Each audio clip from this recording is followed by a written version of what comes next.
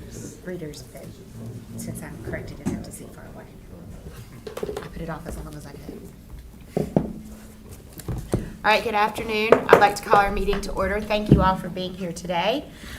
Kim, will you please call the roll? Mr. Austin. Present. Ms. Quetch. Here. Mr. Webb. Here. Vice Mayor Anderson. Here. And Mayor Pill. Here. Okay, now I'm going to have Councilmember Donna Quetch to please lead us in the Pledge of Allegiance. Pledge allegiance to the flag of the United States of America and to the republic for which it stands, one nation, under God, indivisible, with liberty and justice for all.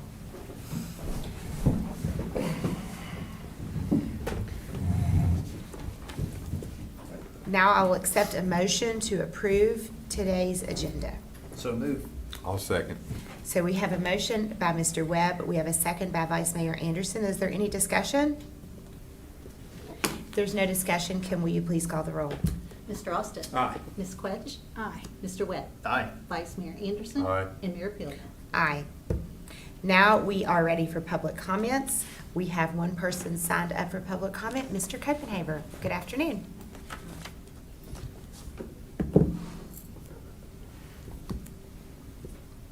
Good afternoon, Eddie Copenhaver, 205 Preston Street, Abingdon, Virginia, 24210. I'm here today to talk about the flooding problems we have on Preston Street and Hagee Street. As you know, this is an ongoing problem. Hadn't gotten any better. I do thank y'all for restoring my parking place. That was really nice, and I've got a tree to park under, so that's very nice in this hot weather. But like I said, we still have the problem. This is the summer, it rains a lot. We have a big creek coming down, and if y'all could do anything to do it, I still feel like we have the infrastructure in place to take the water down the gutter, do the underground tile and into the creek where it belongs instead of going down the street, through the garage, and because there's a lot of water that goes down through there. They just still do bring in junk cars and wrecked cars. And I do feel like there's a lot of chemicals that leak out of the cars. Don't have any proof of that, but I really feel like it does. I feel like it's probably get washed into the creek. And if you've been keeping up with the news and the drinking waters and the forever chemicals that get in the water, we need to try to keep our water as clean as we can. And I think this would just be a big step in helping keep our waters clean going into the lake, what we eventually end up drinking, some of us. So appreciate it. Anything y'all could do. Y'all have a great day. It's really nice and cool in here. Best place I've been all day. Thank y'all. And just to add one thing, Don. Yes, sir. And for those out there listening, everyone, they can go on to our town website and look under our government departments, Public Works, and they can see that we are studying the Preston Street flooding project, just to let you know. Okay. We are studying that. And for those out there, they can go to the website and check and see the progress that we've done with the studies on Preston Street. Thank you very much, sir. Thank you. Okay, no other public comment. We have no proclamations today. We do have a public hearing, and this is a proposed special use permit for a financial institution to be located at 201, West Main Street with the old and historic Subdistrict 1 Civic Business Focused. And so we have Mayana Rice, who is our Assistant Town Manager, who is going to explain this to us. Okay, so yes, the request is for a special use permit for a financial institution in the Old and Historic District, Sub-District 1, which is civic and business focused. I think maybe it was 2 meetings ago, when we had a member of the public come to talk about housing, one of the questions that they brought up was, how do we protect our housing inside the historic district? We don't have it all turn over into businesses. So this is the way. This is what you all have put in place as the process. So if you were to look at a special use permit and say, no, actually that shouldn't be a business, you all would have the ability to go through that process through your special use permit approval or denial. It starts with your planning commission, and then it comes to you with just a recommendation, and it comes to you for final approval. So this is Skyline National Bank. And they're requesting this in a location, 201 West Main Street, that currently already has a business in it. So for a long amount of time, this has been an institution called Caleb's Realty. And so in general, this special use permit, if it wasn't specifically identified in the use chart, would really have just gone into that location if it was some other allowed use. So it's coming to you today. The purpose is truly to look at buildings as they convert from residence to commercial. However, this building already is a commercial building. A couple of the specifics: the minimum off-street parking requires 1 space per 500 square feet, and that existing parking on the parcel does meet those requirements. In what we had at the Planning Commission, we had 6 of our members there, and in a roll call vote, they all recommended approval. The motion was made by Mr. Sproles and seconded by Mr. Pennington. So if you have any additional questions for me, I can try to answer them. If not, the applicant is also here and may want to make some comments. I'm sorry, I wasn't sure. Did you say it does have adequate parking? It does have Okay, adequate parking. I did not hear if you said does or doesn't. And that would Thank be you. in the rear, right, Mariana? That would be in the rear, Yes. correct. Thank And on you. that particular building, I mean, some buildings are desirable for residences, some are not so much. That one doesn't strike me as one that people would particularly want to live in, so business Correct. use seems appropriate. Correct, and I think in general, when we talk about, the question that came up about housing, in the past 3 years, we've actually seen several businesses actually convert back to residential. So we're not trending in a direction that says, we're taking up all of our valuable historic homes and turning them into business. We've actually had a very balanced approach with that. So, so this seems right in line with that.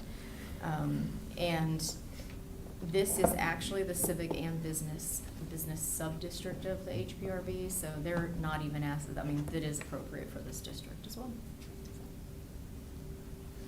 Okay. Is there any particular reason that you remember in the amendment why financial services wasn't included in this particular one? Seems like we just sort of probably could or should have then. We could make an amendment to add that. Probably was that there was never a bank in that particular spot. Correct. Is why. Correct. You are correct. So if this had been anything other than actually financial institution, which we, as staff, we always ask, so we ask the applicants, not trying to get around the rules, but we are trying to make sure that we're business friendly and flexible, and if they hadn't specifically been looking at the types of things that they're gonna do there, we would have been able to say it's general retail or had it some other thing, because again, the building's already a realty office, so we're not really converting the structure. As most of you know, Mr. Sproles, who made that motion, works for a competing bank, so he must not have any problem with it. And likewise, Mr. Pennington works for a competing bank, a different one. Good point. There you go. All right. Thank you, Mariana. Thank you. So at this point, I will open the public hearing on this issue. We don't have anyone signed up to speak, but if there is anyone here who would like to speak, we would welcome their comments. Okay, if there are no further comments, then I will close the public hearing. And now we are going to move on to resolutions, and it is for a proposed, we have one resolution for a proposed special use permit, same issue. If Mariana would like to come forward, that is fine, or we can make a motion to accept this resolution. I would move that we approve the proposed special use permit for this financial institution as recommended by the Planning Commission. I would second it. So we have a motion by Mr. Austin and a second by Mr. Webb. Is there any discussion on this matter? If there is no discussion, then Kim, will you please call the roll for a vote? Mr. Austin? Aye. Ms. Quetch? Aye. Mr. Webb? Aye. Vice Mayor Anderson? Aye. And Mayor Pillar? Aye.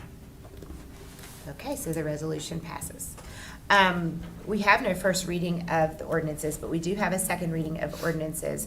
An ordinance of the council for the town of Abingdon proposing a budget to make appropriation for the current expenses and to fix a tax rate upon real and personal property for the fiscal year beginning July 1, 2024 and ending June 30th, 2025. And I will ask our town manager, Mr. Mike Cochran, and/or Mr. Trotman to present anything we need to discuss.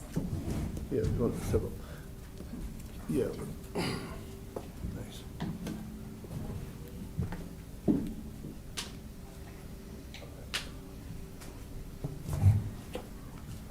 Madam Mayor, council members, since the first reading on June 3rd, the only change, you'll recall during that meeting, subsequent to the publication of the proposed ordinance for the budget, the Washington County had reinstated funding for our fire department in the amount of $111,750. So that was additional governmental revenue, and as a result of that, it lowered our requirement for our need to use general fund monies. So that reduced our general fund use down to $235,366. $336, excuse me. So the appropriation of the budget remains the same. So we took in a little bit more revenue, but didn't have to use as much of the general fund. So the appropriation proposed budget is $21,798,430 for the general fund. And then for the ARPA fund, it's $4,596,025. And on the general fund, there were no increases in taxes at all, so that's important to note. The sewer fund appropriation is $11,763,993, and that does include a 10% increase in our service charges for wastewater. So that's really the only change from the June 3rd first reading. And I think it's about $4, $5 a month on average. I think is what that- Yes, for the sewer. Correct, yeah. And just in context, we did not have a capital improvement budget this year. We decided to go ahead and defer that until next year because we had so many other projects under ARPA that we're trying to tie up, as well as substantial projects on the sewer fund. So we'll revisit the CIP plan next year during the next budget season. But as a result of that, since we weren't moving money from the general fund over to CIP, in context, this year's proposed budget is 0.38% increase over last year's proposed budget. So it's pretty flat year to year. But we are going to use 1.7, I think, of the ARPA funds for improvements. Right, the flood mitigation that had been several years ago when the council met at the retreat, they had earmarked, not necessarily appropriated, but at that time they had earmarked $4 million for the flood mitigation on Main Street. Gone through many iterations. We have a bid that was read a couple weeks ago that came in pretty close to what the estimate was, and so we're estimating instead of $4 million, it's going to be like $2.3 million. So that leaves us $1.7 million in ARPA money that had been earmarked for flood mitigation that we're now using at the direction of the council previously, a host of, quote, other projects. These are high impact, high visibility, basically capital improvement type projects around town, whether it be facilities upgrades, things at the playground, any number of things. And that was a list that was provided to you for June 3rd. I gave everybody. Oh, did you? Okay. Yeah, and the paving at the Coon Center is done and striped, and they can park again, so they'll be happy about that. Yeah, and that was phase one of the Coombs Center. There's going to be some upgrades, use of ARPA money to upgrade for handicap accessibility out of the parking lot to the Coombs Center. On the upper section. Mr. Troutman, are we on target to meet our lodging tax for this year, the amount that we estimated last year's budget? We had estimated a 10% increase in lodging from last fiscal year to this fiscal year, and it doesn't appear that we're going to meet that. Lodging revenue has been down. It's over last year, but it wasn't enough to meet that budget number. To what extent, approximately? To what extent approximately?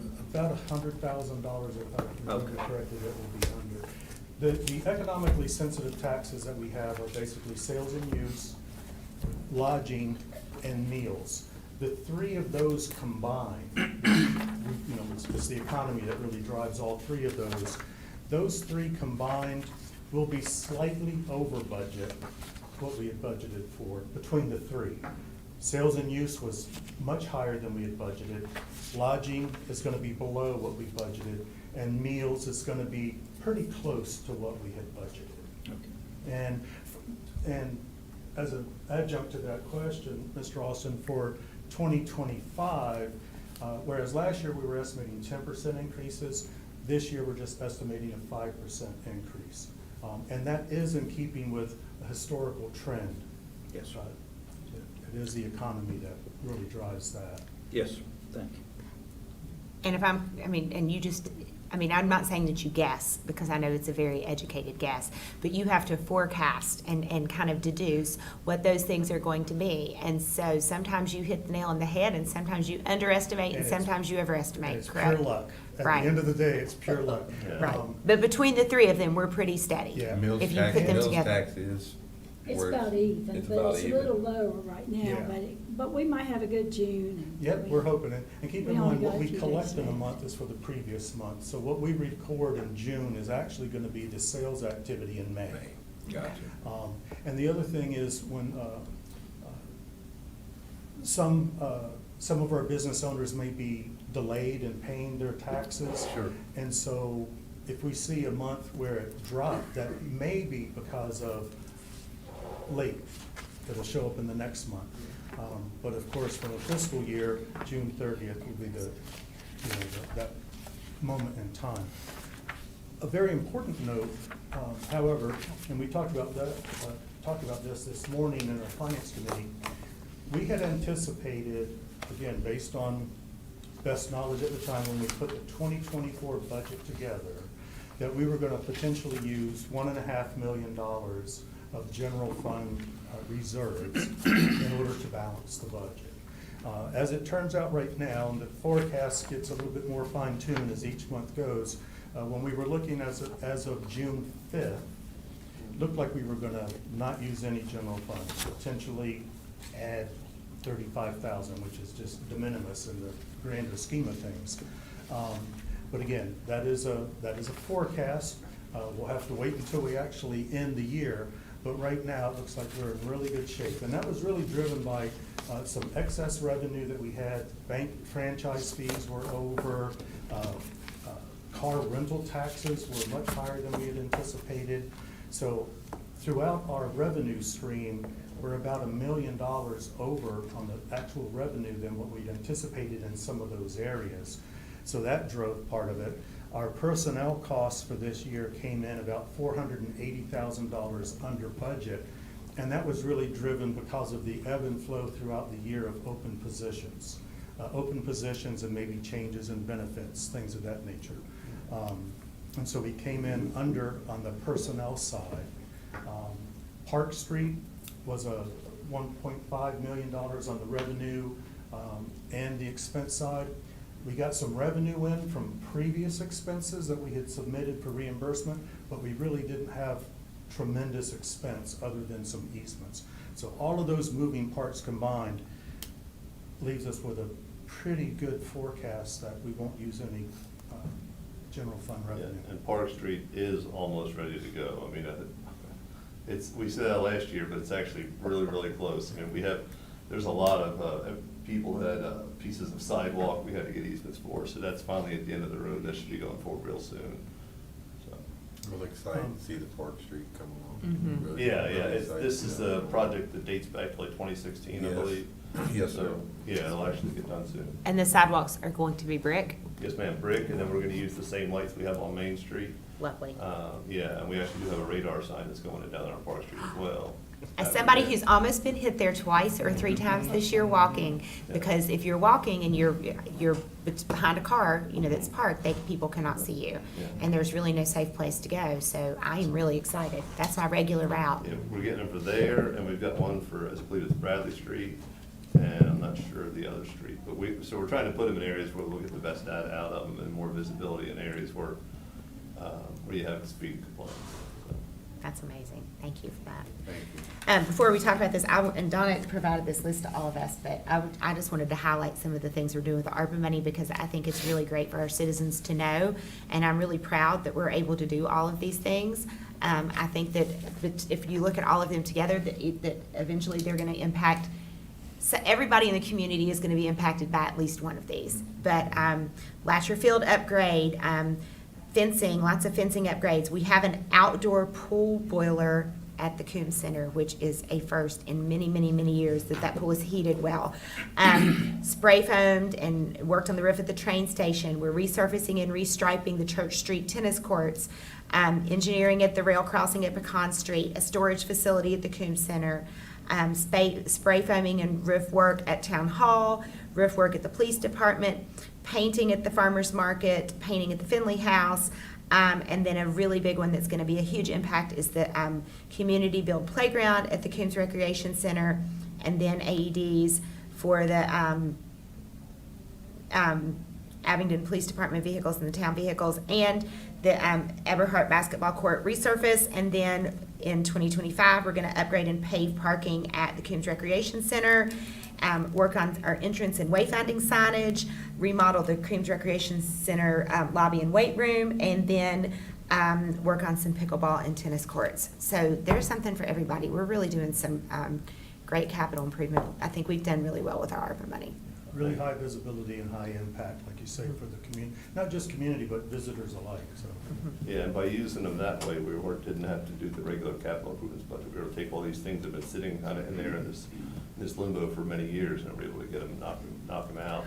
And at the end of the day, it already looks amazing, but it's amazing there's not even a word, but we'll use it anyway. So It's great. Okay.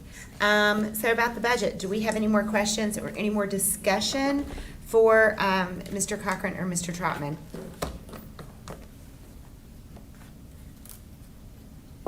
Okay. If we don't have any more questions, then I will accept a motion to pass this ordinance, to adopt this ordinance.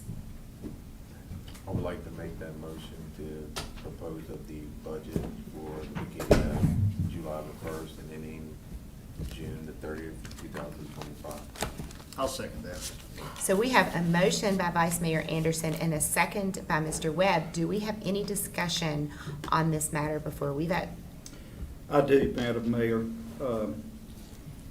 I would like to say publicly that I don't support this budget, nor the appropriations or many of the appropriations that are contained within it. I've consistently voiced my concerns since we began the budget process. I've voiced those concerns both to individual members of this council and to administration. And either my voice was not heard or it did not have significant impact. I'm not sure which. My primary concern centers around proposed salary increases for certain employee retention. I want to make it clear that it's not directed at the quality of the services that the town of Abingdon provides, nor to any department, nor to any individual employee of the town. If passed, this budget and its appropriations will result in various employees receiving, over the span of approximately a 2-year period of time, salary increases of somewhere in the neighborhood of 37.15% to 40.0% in that time period. I do not believe that's physically responsible for the residents of this town and for the taxpayers of this town. I'm concerned in the coming years that it could result in various members of this council sitting here and trying to determine how we're going to increase revenue. Increase in revenue to a town means increase in taxes. And I recognize the plight of many of those in our town who are on fixed income and realize what a significant hardship that this could present to them. I also don't believe that it is fair to other town employees who work diligently and deserve the same consideration, but will only receive a 3.2% cost of living increase. Finally, I believe that there are other ways that we could solve the retention problem and it could be addressed, such as a signing bonus with a 2-year contract or other options that have not been explored at this time. We're fortunate in many respects in Abingdon, but if we're not careful and if we're not good stewards of our finances, we'll end up in the same boat as many other localities that I see in the newspaper or on the television who are seeking additional revenue. It's for those reasons that I feel compelled to not support this budget and to vote no for this ordinance. Thank you, Wayne. I agree with everything you said. I think I've also voiced my concern, and it's really been totally, for me, unfairness. You know, I can't vote for something that's not fair for everyone. I did ask for a printout this morning so I could just report to you all the actual numbers from last year to this year. And in the total, there is a 21% total increase in personnel, and there's a 70% increase, or 69.75 increase in overtime. So I feel like Wayne does. I just feel like I'm not being a good steward. But the biggest thing for me is unfairness. And I do agree that there's other ways. I mean, I have discussed with other people, and that came up as, you know, sometimes you do, to retain people, you do a one-time bonus.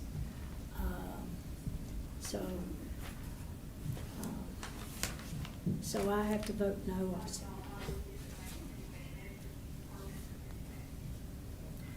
I would like to go on the record and say that we have had some very vigorous discussions about this, and your opinions have been heard, and they do have impact.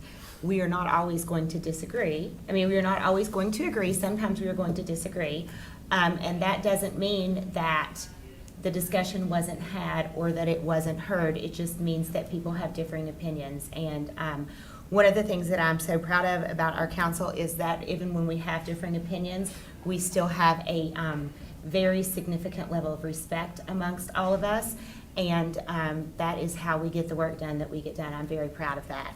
I would like to say that the reason I am in favor of this budget, well, first of all, I have said this before and I will say it again, something extremely crazy and drastic is going to have to happen in this world for me to ever vote to increase taxes in the town of Abingdon. That is, I feel very strongly about that. I also feel like that this is for one particular department, and this particular department is the one that's responsible for keeping us all safe. So I feel like it's a pretty important department. I also have done a lot of research about market value for these employees, and the bottom line is we have to pay our employees what the market value is if we want to retain those employees. So in my opinion, a one-time bonus isn't going to solve the problem, because eventually we're going to lose the members of our police department when they can go elsewhere and make more money. So that is why I am in favor of the increase and in favor of the budget. It's unfortunate that things cost as much as they do. It's unfortunate that the market demands this of us, but I feel strongly that it's the only solution that is going to work for us long term. I feel like I need to add one more thing to this, because I've got all this information also this morning, is that, you know, I go back and did a report on this, and it is, it seems to me that they're already with other pay. I'm talking about overtime, bonuses, quarterly stipend, just other pays, that they're already above that market. So, but like I said, I didn't do this until this morning, so I didn't have it until this morning, but that's my fault. I didn't ask for it until yesterday, or day before yesterday, so. But,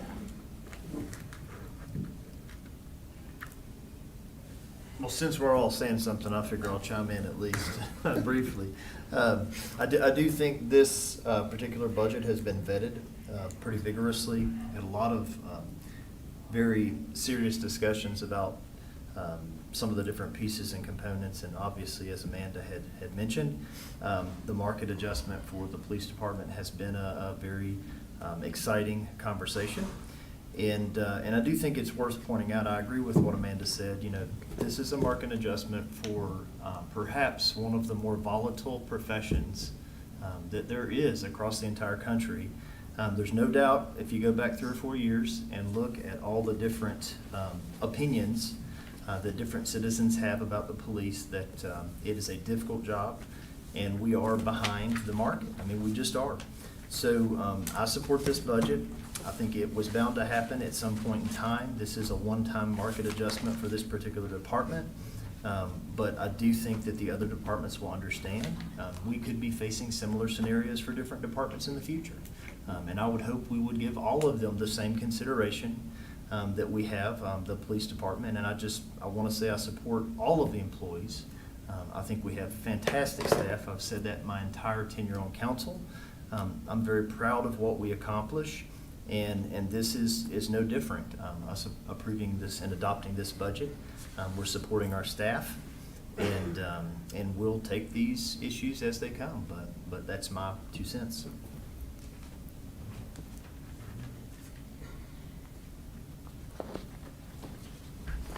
Okay, is there any further? The actuality, if you increase these salaries to the extent that you're getting ready to vote to do, you will not only meet what other departments are paying in the area, but you will greatly exceed those.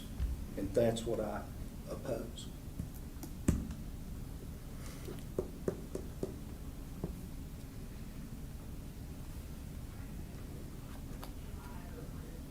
Okay, is there any further discussion regarding this matter?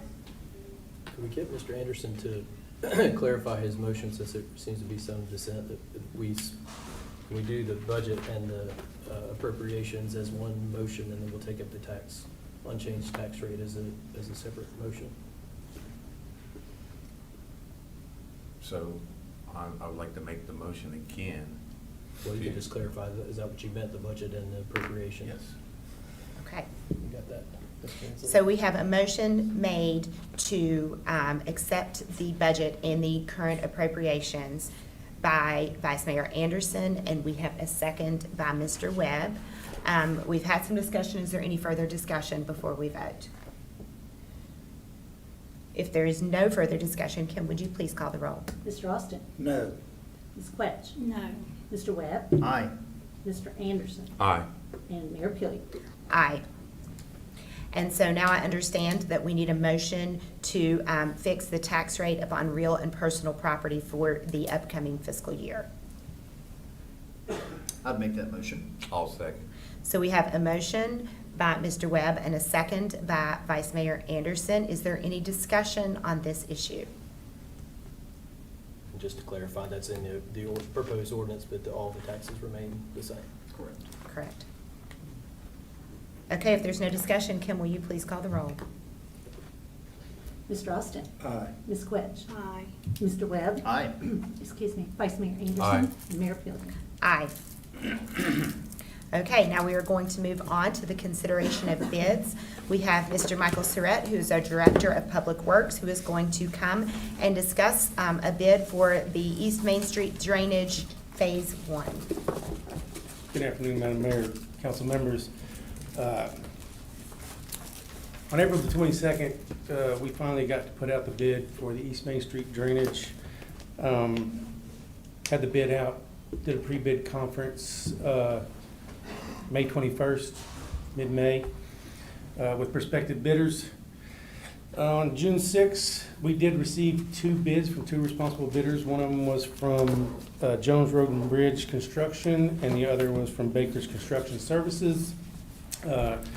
We did a bid opening, and the apparent low bid was $1,063,486.78 from Baker's Constructions. We then turned those bids over to our consultant, A. Morton Thomas, to do a bid analysis and a bid tabulation.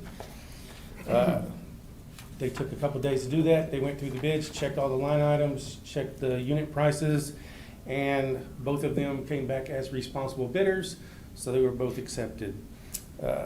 And with the bid of $1,063,486.78, Baker's Construction Services was the low bid and was the recommendation from our consultant. And that is our staff recommendation for this project on East Main Street. And if you have any questions, I will be happy to entertain them. We've used Baker's for a lot of different things over the years, right? Yes, yes, sir. Baker's Construction actually did the grading work for the sports complex back in 2018, so we're very familiar with their work. They do really good work. They've always been easy for us to work with, and I don't think it would be any different with this project.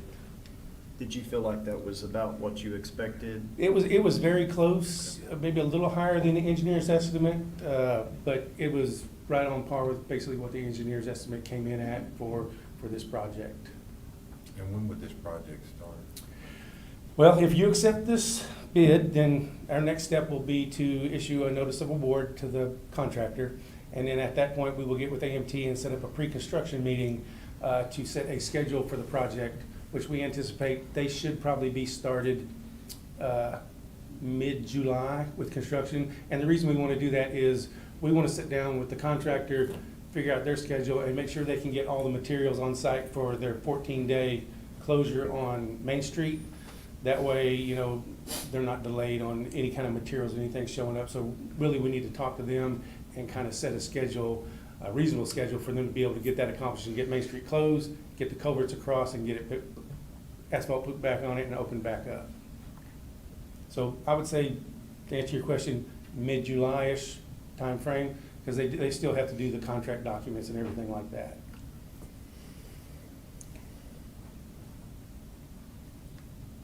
Okay, do we have any more discussions for Mr. Surratt?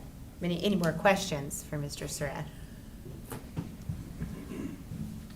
Okay, if we have no questions, then I'll accept a motion to accept this bid. I'll make the motion. We have a second? Second. So we have a motion by Ms. Quetch, a second by Mr. Webb. Do we have any discussion? If we have no more discussion, Kim, would you please call the roll for a vote? Mr. Austin. Aye. Ms. Quetch. Aye. Mr. Webb. Aye. Vice Mayor Anderson. Aye. And Mayor Pilley. Aye. Thank you. Thanks, Mike. So we have no new business. We do have some old business, which is an update on projects from the Lane Group. We have Matthew Lane here, who is our contract engineer, who's going to fill us in. Thank you for being here.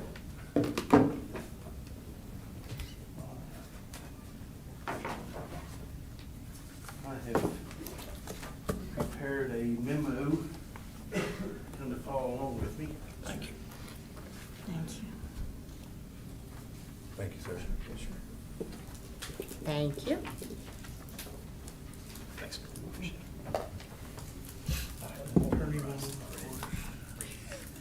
Thanks. Thank you, Mr. Okay, we've got a lot going on, as you all well know. And today I just want to kind of update you on the projects, maybe answer any kind of questions that you might have. First, we'll start with the Hagee Street drainage issue. I know this continues to be an issue for us.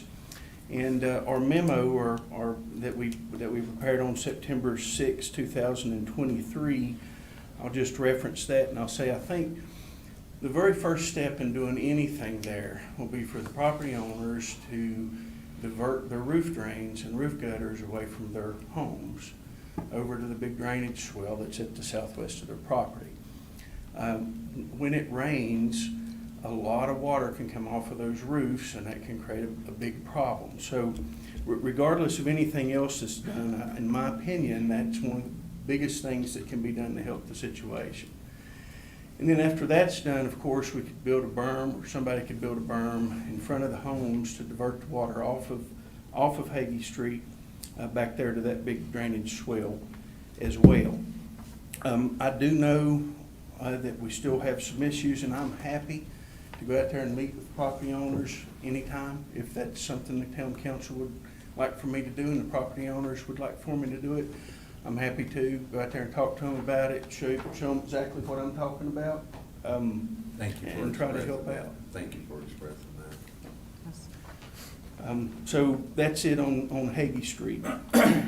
As far as the phase one sewer system improvements go, funding was provided by the DEQ through the Clean Water Revolving Loan Fund for that project in the amount of $3.3 million. And we were very fortunate because out of that $3.3 million, 2.5 is principal forgiveness or grant. That funding amount was based on a preliminary engineering report that was done by CHA in early 2021. And what that report did is it estimated the amount of work that needed to be done in the phase one area, but it also said that additional engineering study was required to find out exactly the improvements that would be necessary. So when we received the funding, the town procured the lien group to do that additional work as we were doing the design. So when we did the additional work in the area, the additional smoke testing, the CCTV work, we did find a lot of additional problems in that Town Creek area that needed to be addressed. So we went ahead and designed those improvements.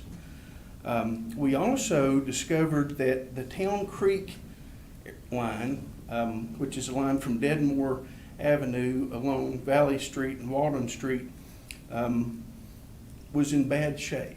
It was probably in one of the worst lines that we looked at in that entire area, and so it would take priority one as far as rehabilitation work in the area. As it turns out, the town had already had that line designed, or the improvements for that line designed, a couple of years ago by Mattern and Craig.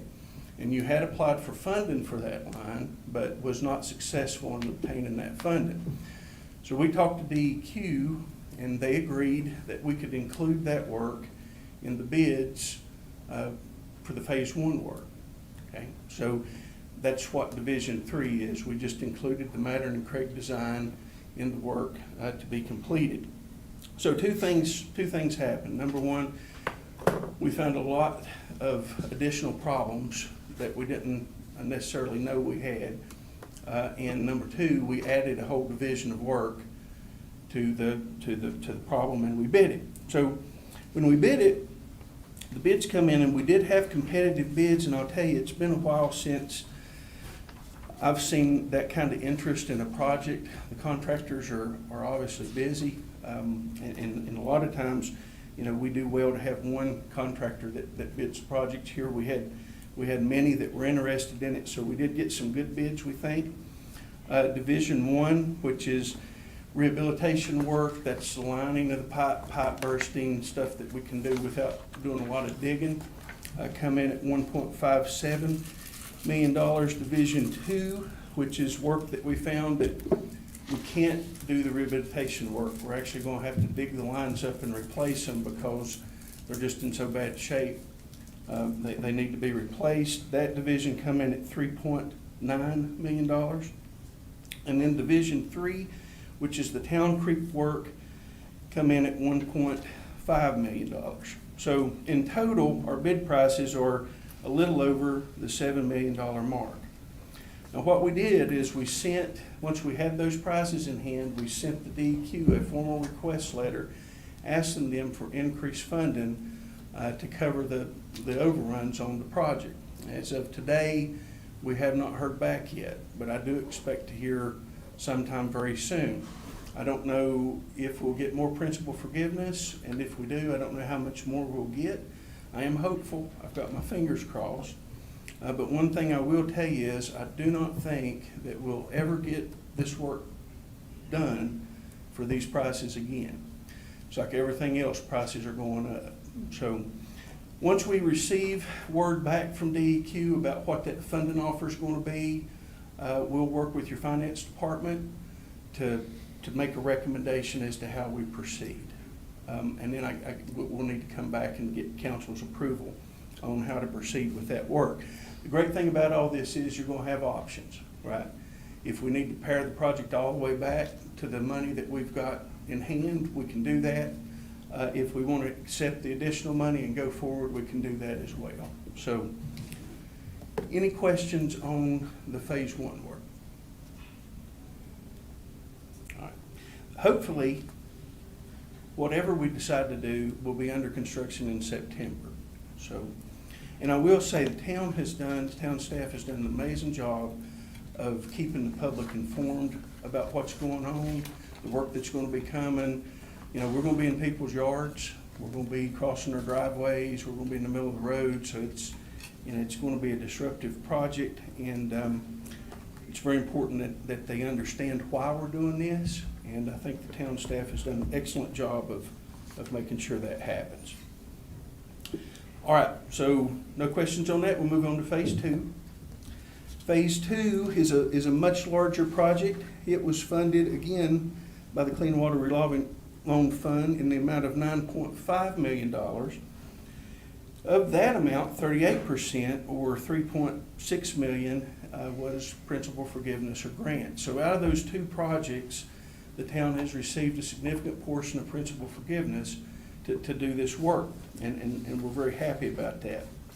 The status of that one is we've completed the aerial surveying, or hopefully it's being completed now, and I'll have it in hand next week so we can start design work in early July. And it's our intent to have those design documents completed around this time next year when the phase one project finishes. We really want to move right from phase one project onto the phase two project. We think that'll be a good way to do it, and it will maximize our ability to get those projects completed. As part of that phase two work also, you've probably seen our guys out on the streets looking in manholes everywhere. Part of that work also included additional work to do additional SSES investigation of the town's sewer system, which is great. We have looked at the vast majority of all the manholes in the town's system. There's a few that we couldn't get to because they were buried. There's a few that we haven't done yet because they're in the middle of the street. We'll need to do traffic control. But the vast majority of the town's manholes have been inspected. And what we do with that is we do a video inspection, and then we've got a checklist with, you know, what's the condition of the rim, cover, the actual manhole, the trough. So we do go through that checklist, and all that's recorded and will be transitioned over to your GIS system. So we'll have it forever, okay? Woodard and Curran is hard at work doing CCTV inspection of the lines to Inhabitant. So they're sending the camera up through the lines just like we did before, doing their inspection. All of those videos will also be added to the town's GIS system. So you're developing a great database of all your sewer assets. When we do our smoke testing, which will happen before long, you remember the last time we did the smoke testing, we'll reach out to the public, we'll make sure everybody understands what we're doing and try to keep everybody in the loop, but we're going to be doing smoke testing throughout town. All those smoke testing results will also be linked to the town's GIS. So again, we'll be building quite the database, and what this will do, in addition to help us identify the future improvement projects that we need to do, it'll also allow us to create an asset management plan for the town moving forward so we don't end up in this shape again. And that asset management plan can be used by Public Works Department or Woodard and Curran or whoever to effectively maintain the sewer system. And so we're excited about that as well. Any questions on phase two? You guys are letting me off much too easy. Southview Lift Station and Force Main Improvements Project. As you know, we have had several issues with that force main. It's getting old, it's starting to fail quite often, so we need to get that replaced. The Southview Pump Station is one of the oldest ones that we've got in the system. And it's also in a place that makes maintenance very difficult for the town in Woodard and Curran. So we're going to be upgrading that pump station and replacing the force main. That project also was funded by the DEQ in the amount of $2.1 million, and out of that amount, 30% or $660,000 was principal forgiveness also of the grant. So we're hard at work at that. Town staff are working hard to secure the necessary property that we need for the pump station. The force main line has been designed already, and so we're well ahead on that particular project. We hope to have the design documents ready by the end of this year. Our intent would be to have everything designed by the end of the year so we can put it out for bid early next year and get that taken care of. And then the last thing that I have to talk about, the Wolf Creek Water Reclamation Facility. We did prepare a PER last year that looked at all the improvements that might be necessary at the treatment plant. And right now, we're working with Woodard and Curran to prioritize those improvements because the DEQ applications, the one that have been so good to us in the past, are due next month. So we've got to get another application completed and filed with the DEQ next month. So we'll be working with Woodard and Curran and with town staff to determine how much money we want to go after this year for improvements at the treatment facility. And along those lines, one of the items they identified was the mushroom, that you want to call it, the special waste bill. Yeah, that was one of the items identified, and we tried to get a different funding source for that. Didn't, but we just purchased some of the parts to make that work, and that's just so our septic haulers from around the town, but also from around the county, can make deliveries, and it's a more efficient method than what we currently are using. Yes, sir. Well, you always do great updates, and I appreciate you. Oh, well, thank you very much. I appreciate you all. We're really enjoy working with the town and doing this work. The staff is awesome to work with, and we appreciate the opportunity to serve you all. I also get to serve with him on the chamber board. Yes, ma'am. Yeah. Well, you did a great job of explaining it to us, and I feel like one of the things I always say when people ask me about being mayor is one of the things I've learned a lot about is the sewer system. And of course, it's a very important asset that our town has, and I'm glad to know that we're going to catch it up and get it so that it will serve us well for the foreseeable future. We're on track. Hopefully, all this work that we've done up to this point will really start to show up here before long. It's one of those things that we don't get to actually see that work, but we sure would see it if it wasn't done. Absolutely. Literally. Yeah, or smell it, or both. So yes. Thanks, Matt. Thank you. Thank you all very much. Okay, so now we will move on to business and communications from the town manager. Turn it over to Mr. Cochran. Yes, ma'am. As you know, a few months ago, we passed the banner, the items that were going to be acceptable for the banner usage.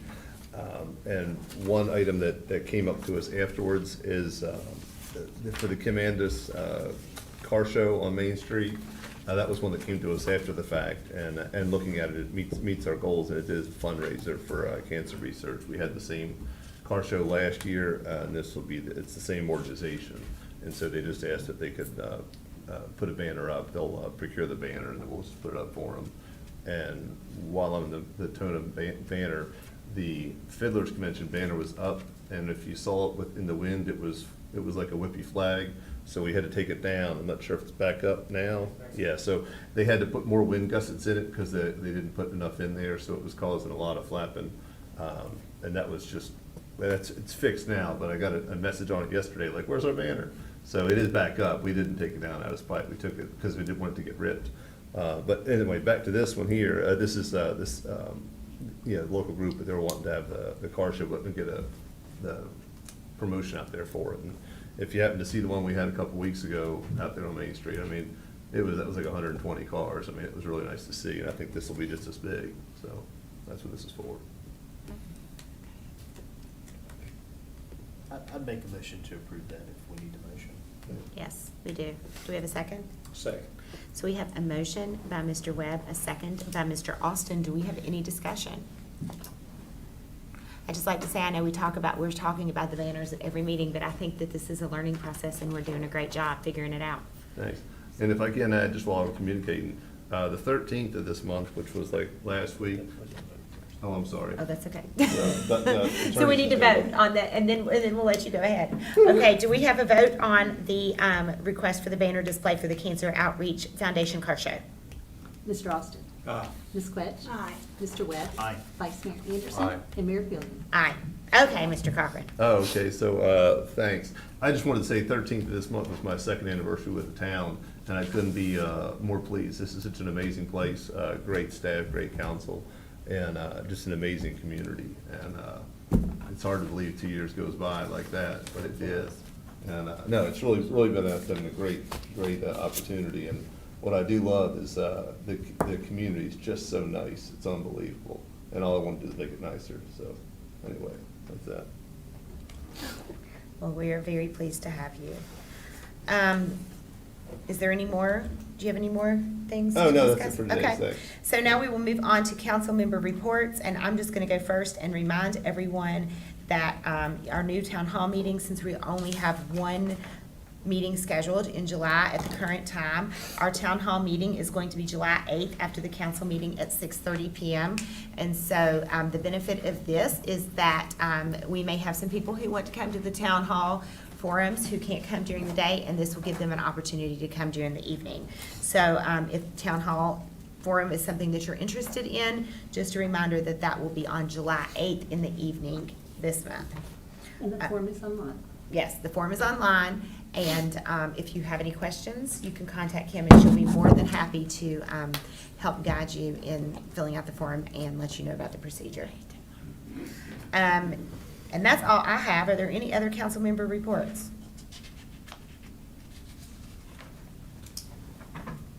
Okay, so we have no appointments to make tonight, and we do not have a closed session. I'm going to adjourn this meeting, but do remember, please, that we do have our second town hall forum immediately following this meeting. So I'm going to, We'll need about 2 minutes. we need about to 2 switch. minutes to get everything reset. So I'm going to adjourn.